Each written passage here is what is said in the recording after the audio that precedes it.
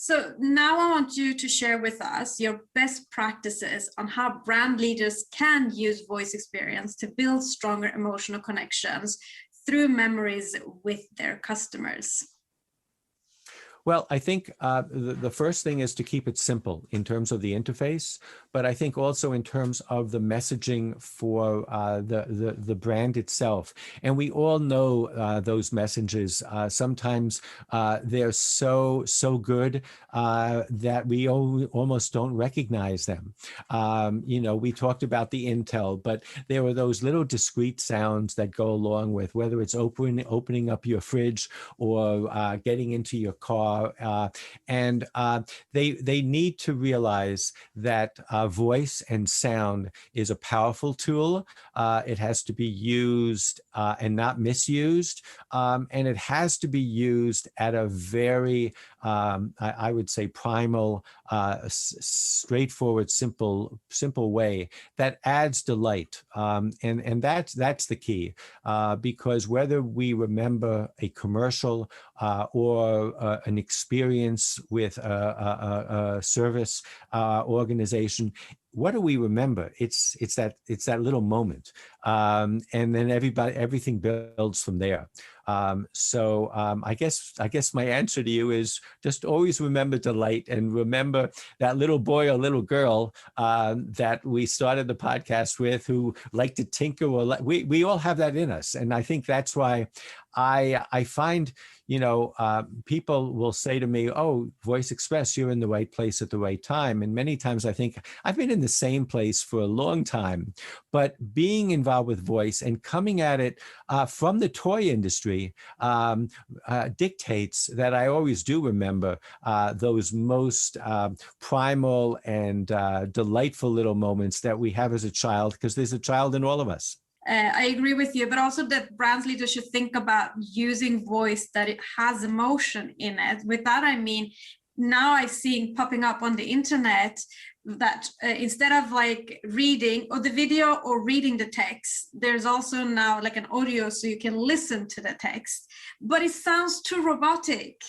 It has no emotions when it's reading it, so it becomes very static. And I think it's very important for brands then to really work with the right voice that really is the brand voice, and not just, again, like music, choose whatever to just have a voice.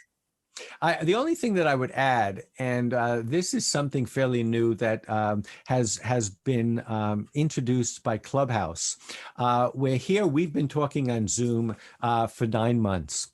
And, I spent this morning saying, is my background too cluttered? Am I but what Clubhouse has done has shown the magic of voice only. Again, they haven't reinvented the wheel. There was a time where families would sit around the radio, and think of all the imagination that you can have when you hear that same story as opposed to watch it on TV. It really does enable us to contribute and be involved and interact with the story in a really novel way. And I think I'm seeing that now with, we've just launched a new card that we think is going to be really cool for podcasters and anybody creating user-generated content. It looks like an old DVD, but in fact, it plays 4 hours of audio. And again, it's very similar to the video card I showed you at the beginning, but there's no video. You don't have the expense video, but more importantly, it's voice only in the sense that it lets you have that imagination. So I think that we are really in a moment of rediscovery of that very simple interaction with voice only. And I love the fact that so many people who are visually impaired, there's a whole new etiquette on Clubhouse where when you finish speaking, you say, "I'm finished now," because there are people that are listening that aren't seeing anything and can't even see when your little icon goes off and you finish speaking. So I think voice is definitely in a renaissance. And by that, I mean, it's been here forever. whatever. But our appreciation for it, whether using the phone, whether hearing a recognized and comforting voice, whether engaging in a dialogue with people that are all over the world, it's truly an exciting moment in the voice space. Yeah, I can't wait to see what's coming out. So finally, what is it about working in the voice industry that you love the most, that makes you wake up every morning? You mean what else about the voice industry? I think it's pretty clear I'm very passionate about it in general.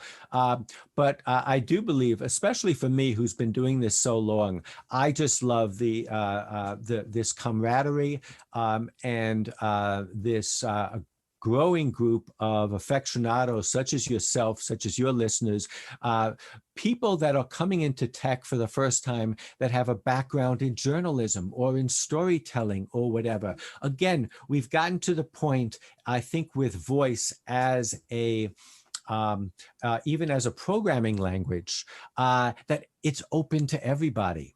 And that's exciting because you never know who's going to be contacting me when I wake up in the morning and get to the office that has an idea that they can actually make happen because it's using just the sound of a voice. So I think it's the youth, it's the pioneering nature, it's the camaraderie, and it's the ability, because we're using voice as a programming tool, to open this up to really to everybody, every language, every age, and that makes it very exciting.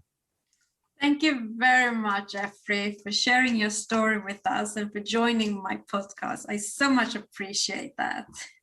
Jasmine, it was great. Well, that's all for today's episode of The Power of Audio, Science and AI. I'm Jasmine Moradi, your host, and thank you very much for listening. Don't forget to subscribe and support by sharing this content on your social media. This episode is supported by Stockholm Music City.